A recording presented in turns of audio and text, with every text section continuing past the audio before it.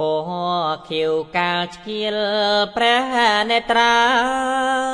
ឲ្យអិនព្រាមណាកាលជាស្ដេច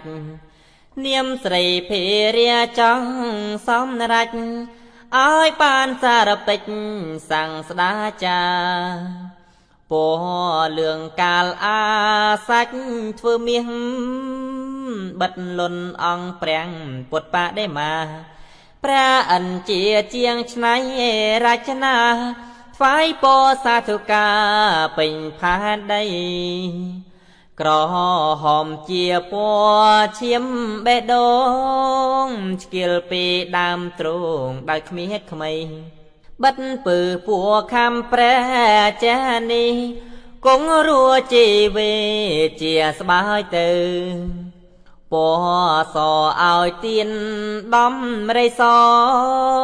មង្គលបវមាសឆ្អិនឆ្អៅត្រូវរៀបបណ្ដាញមិនឲ្យនៅ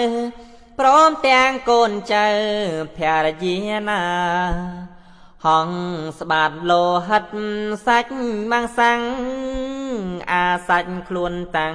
ដូមេដាកាលយ៉ាងវាចាប់បរិភោគក្រាជីវិតមេដា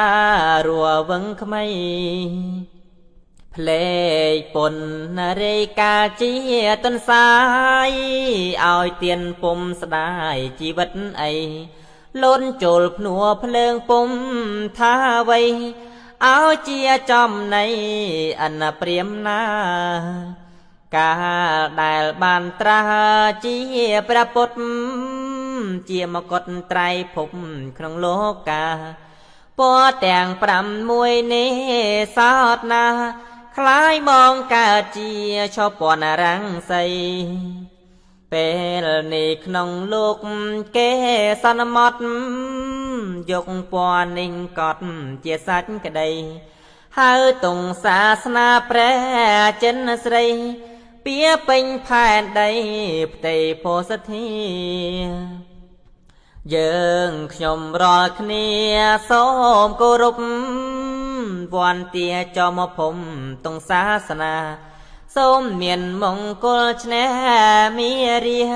សន្ត្រូវនានាក្នុងភព3សូមឲ្យយើងខ្ញុំប្រញាប់ដល់